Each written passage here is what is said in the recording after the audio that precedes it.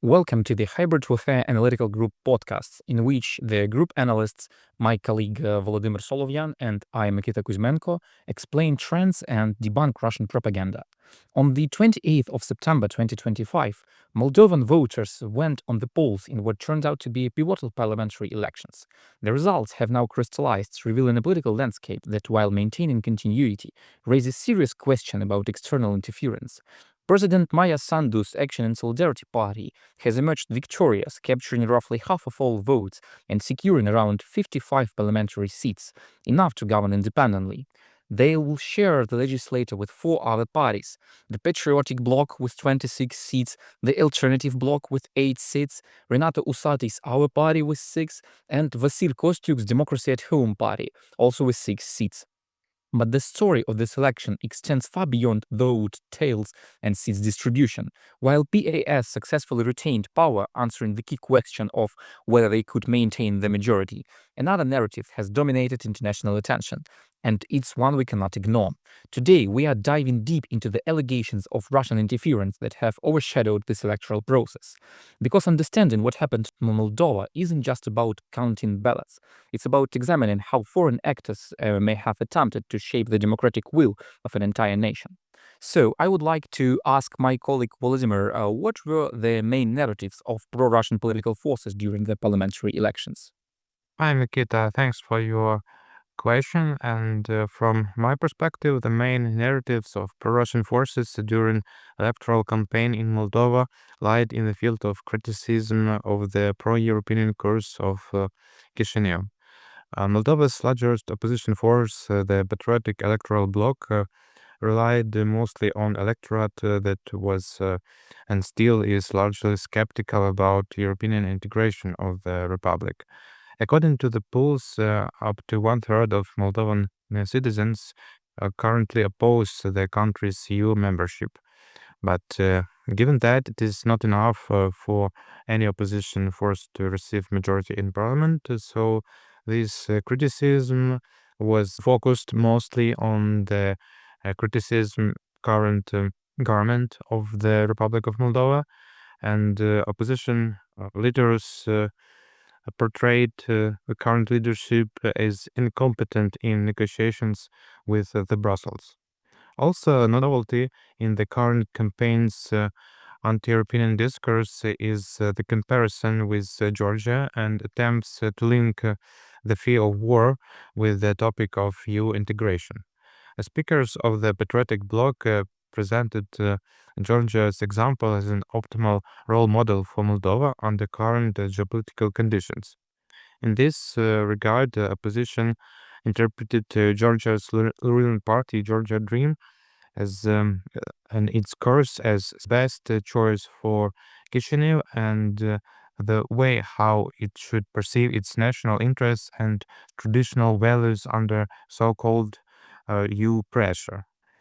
At the same time, opposition leaders in Moldova criticized Brussels for supporting Chisinau and supporting current leadership of Moldova with the financing, with applied financing of the economic programs in support of European reforms in Moldova. There's interference in local election process. And also, I'd like to mention the spreading of fear of war as the political technology. From my perspective, this fake narrative was mostly tied with the topic of EU integration because, according to current developments in Russian propaganda, the main antagonist in NATO is not the United States enough, but European Union.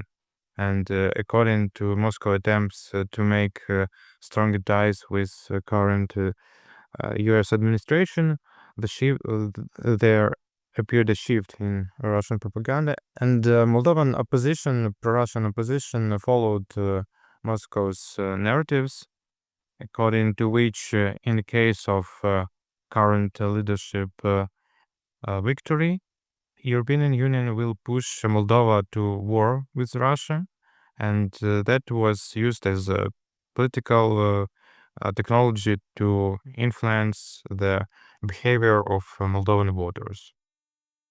Okay, so you have told us about the main narratives used during the parliamentary campaign, but what messages did Russian media promote in the lead up to the elections night? Throughout September 2025, Russia carried out a series of information attacks through its own disinformation channels.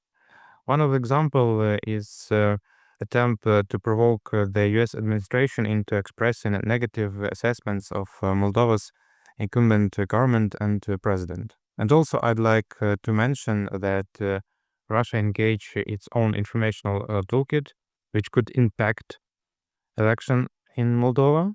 And one of the prominent example is a propagandist Diana Pachenko, who fled to Russia in 2022. Before that, she was one of the faces of a pro-Russian TV channel in Ukraine. In her Telegram channel, she posted a letter which attempts to warn American side about the alleged efforts of so-called European hawks to drag Moldova into the war with Ukraine.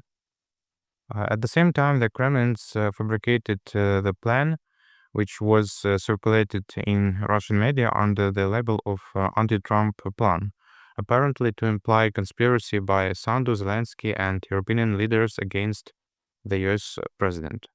However, Washington ignored this disinformation, and Panchenko's opus did not impress international media. As a result, the Kremlin decided to involve Russia's foreign intelligence service in spreading this fake.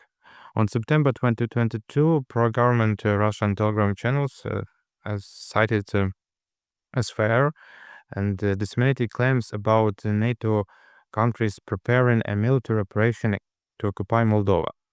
At the same time, the series of Telegram channels, which are linked with the Kremlin, spread disinformation about preparations in the office of Ukrainian president to occupy Transnistria, which also could inflect the voting process in Moldova. But Okay, and looking further, what will Moscow's future strategy be regarding the preservation and strengthening of informational influence in Moldova? thanks for the question. So, from my point of view, growing number of escalation scenarios in Moldova and Russian attempts to spread these fakes in Moldova's information space points to Kremlin's preparation for attempts to stabilize the region in post-election period. At present, the main slogans of the opposition concern demands to increase the number of polling stations in Transnistria and Russia, as well as release of Gagauz's Bashkan Evgenia Gutsel, who was detained in the spring of this year on charges of illegal finance of the Kremlin-backed opposition project, the Shore Party. At the same time, the main narrative after the elections will be the topic of so-called stolen results of the elections, and Russia will spread rumors about election fraud during the during elections, and this may be one of the main topics for the opposition allies during next few days. But still, we do not have any clear evidences in this regard. So I think that this wave will not result in a massive protest. Thank you, Volodymyr. So, to sum up, I would like to say that this situation extends far beyond Moldova's borders. It reveals the blueprint of how information warfare and external interference shape democratic processes throughout Eastern Europe and wider world. As Moldova navigates this critical period, the lessons learned here will resonate across nations facing similar challenges. So, thank you for your attention. Stay informed, and remember that understanding these tactics is the first step in defending democratic values. Thanks for joining us today, and we'll see you next time.